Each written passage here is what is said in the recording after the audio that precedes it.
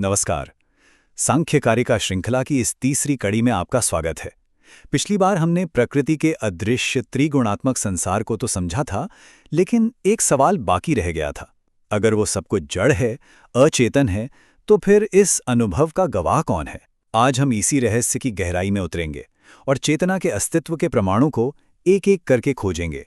तो आज हमारी यात्रा कैसी रहेगी? देखिए, हम एक बहुत ही तार्किक सफर पर निकलने वाले हैं। हम शुरुआत करेंगे चेतना के प्रश्न से और फिर पुरुष यानी शुद्ध चेतना के अस्तित्व को सिद्ध करेंगे। इसके बाद प्रकृति और पुरुष के इस अनोखे रिश्ते को एक बहुत मशहूर उदाहरण से समझेंगे और फिर देखेंगे कि ये सृष्टि, ये दुनिया शुरू कैसे होती है। और अंत में आज की पूरी चर्चा का सार निकालेंगे। तो चलिए इस दार्शनिक खोज की शुरुआत करते हैं। पिछली चर्चाओं में हमने ये तो समझ लिया था कि इस पूरी दिखने वाली दुनिया के पीछे एक अव्यक्त, त्रिगुणात्मक और अचेतन स्रोत है, जिसे सांख्य ने प्रकृति या प्रधान कहा है। लेकिन ये बात अपने आप में एक बहुत बड़ा सवाल खड़ा करती है। सोचिए, अगर प्रकृति खुद में अचेतन है, तो फिर इस दुनिया को, इसके सुख, दुख और मोह का अनुभव कौन कर रहा है?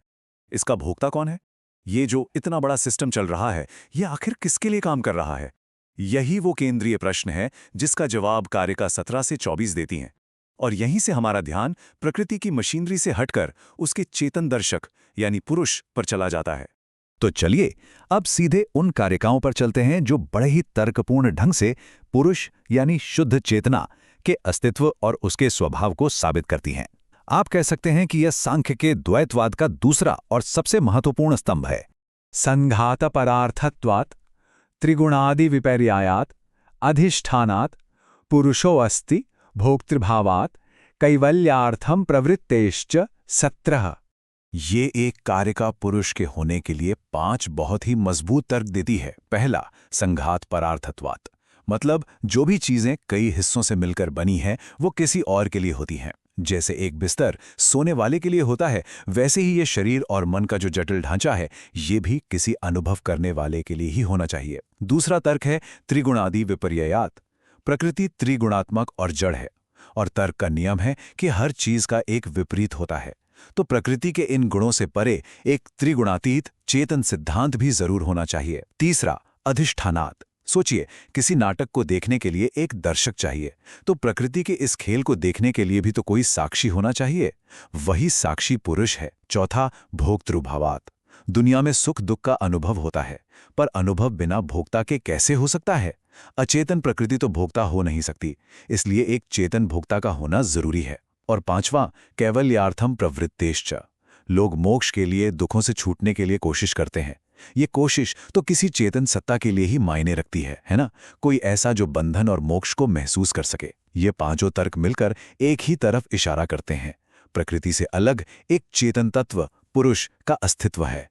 जनन मरण करणानां प्रतिनियमादि युगपद वृत्तेश्च पुरुष बहुत्वम सिद्धम त्रैगुण्य विपर्यायाच्चैव। 18।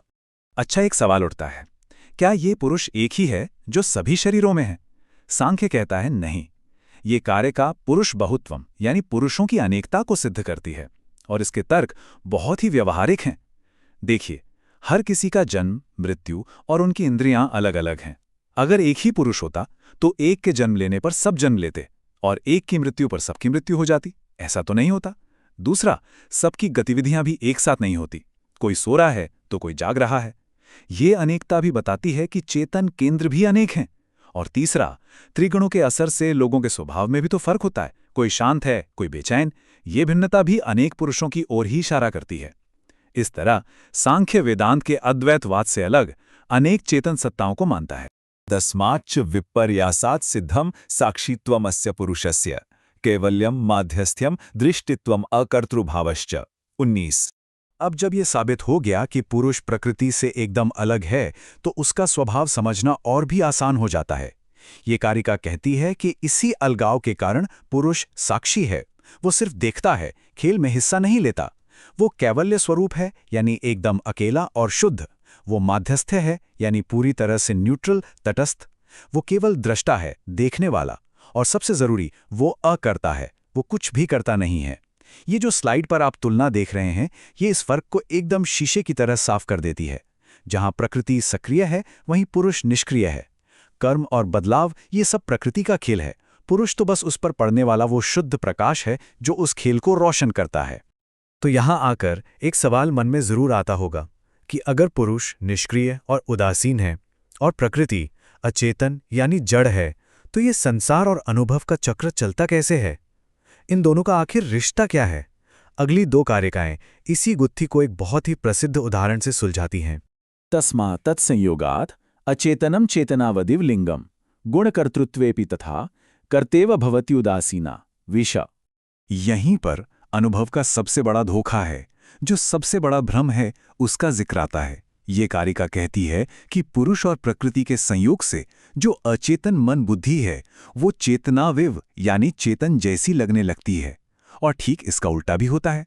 कर्ता तो असल में प्रकृति के गुण हैं, पर वो उदासीन पुरुष कर्तेव यानी कर्ता जैसा महसूस होने लगता है। आप इसे यूं समझिए कि जैसे एक साफ क्रिस्टल के पास अगर लाल फूल रख दें तो क्रिस्टल खुद लाल दिखने लगता है, जबकि वो है तो रंगहीन ही। ठीक वैसे ही हमारा मन पुरुष के प्रकाश से चेतन जैसा लगता है और पुरुष मन के कर्मों का बोझ ओढ़कर कर्ता जैसा लगता है। यही अज्ञान और सारे बंधन की जड़ है। पुरुषस्य दर्शनार्थम कैवल्यार्थम तथा प्रधानस्य पंग्वन्धवदु भयोरपि संयोगस्तत्कृतः। सर्गः 21। और अब आता है सांख्य का वो सबसे मशहूर उदाहरण, पंगु अंधवत दृष्टांत। सवाल यह है कि इस संयोग का मकसद क्या है? कारिका कहती है पुरुषस्य दर्शनार्थम कैवल्यार्थम, यानी पुरुष के अनुभव के लिए और अंत में उसके मोक्ष के लिए। ये संयोग एक अंधे और एक लंगड़े व्यक्ति के सहयोग जैसा है। प्रकृति अंधी है लेकिन चल सकती है, वो सक्रिय है पर अचेतन है। पुरुष लंगड़ा है पर देख सकता है, वो चेतन है पर निष्क्रिय है। अब सोचिए, जब लंगड़ा आदमी अंधे के कंधे पर बैठ जाता है तो लंगड़ा रास्ता बताता है और अंधा चलता है। दोनों मिलकर अपनी मंजिल तक पहुंच जाते हैं। ठीक इसी तरह पुरुष और प्रकृति मिलकर अनुभव यानी दर्शन और मोक्ष यानी कैवल्य के दोहरे उद्देश्य को पूरा करते हैं। ये एक फंक्शनल पार्टनरशिप है जिसमें दोनों अपना असली स्वभाव नहीं खोते। तो ठीक है, अब जब ये साफ हो गया है कि पुरुष और प्रकृति का ये संयोग क्यों और कैसे होता है, तो हम सृष्टि की प्रक्रिया को समझने के लिए बिल्कुल तैयार हैं। यही संयोग ब्रह्मांड के विकास की कहानी को शुरू करता है।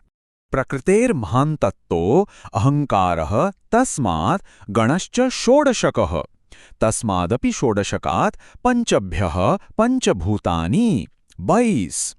ये कारिका आप समझिए कि सृष्टि के विकास का पूरा ब्लूप्रिंट, एक नक्शा हमारे सामने रख देती है। सब कुछ एक क्रम में होता है। सबसे पहले प्रकृतेर महान, प्रकृति से पहला विकास होता है महान या महत्तत्व का, जिसे हम ब्रह्मांडीय बुद्धि भी कह सकते हैं। फिर ततोऽहंकारः, इस बुद्धि से अहंकार यानी मैंपन का सिद्धांत पैदा होता है। इसके बाद तस्मात् गणश्च षोडशकः, इस अहंकार से 16 तत्वों का एक समूह बनता है जिसमें हमारा मन और इंद्रियां शामिल हैं। और अंत में इन्हीं में से 5 सूक्ष्म तत्वों से ये 5 महाभूत यानी पृथ्वी, जल, अग्नि, वायु और आकाश की स्थूल दुनिया बनती है। ये चार्ट इस पूरी यात्रा को दिखाता है, कैसे सृष्टि सबसे सूक्ष्म से शुरू होकर धीरे धीरे इस स्थूल जगत के रूप में हमारे सामने आती है। अध्यवसायो बुद्धिर धर्मो ज्ञानम विराग ऐश्वर्यम सात्विकमेतद रूपम तामसमस्माद्विपर्यस्तम 23। अब जो पहला तत्व है बुद्धि, उसे थोड़ा और करीब से देखते हैं। बुद्धि का मुख्य काम है अध्यवसाय यानी निश्चय करना, फैसला लेना। लेकिन देखिए, यहाँ एक बहुत ही दिलचस्प बात सामने आती है। सांख्य के हिसाब से बुद्धि सिर्फ एक लॉजिकल मशीन नहीं है, उसका एक नैतिक पहलू भी है। जब बुद्धि में सत्व गुण की प्रधानता होती है तो वो धर्म, ज्ञान और वैराग्य के रूप में प्रकट होती है, और जब तमस गुण हावी होता है तो वही बुद्धि अधर्म, अज्ञान और मोह का कारण बनती है। ये दिखाता है कि सांख्य में ब्रह्मांड के नियम और हमारे मन के नियम कितने गहरे जुड़े हुए हैं। अभिमानोऽहंकारस्तस्माद् द्विविधः प्रवर्तते सर्गः एकादशकश्च गणः तन्मात्र पंचकश्चैव 24। ये कारिका बुद्धि के बाद दूसरे तत्व अहंकार को समझाती है। अभिमानोऽहंकारः मतलब अहंकार का सार है अभिमान या मैंपन का भाव।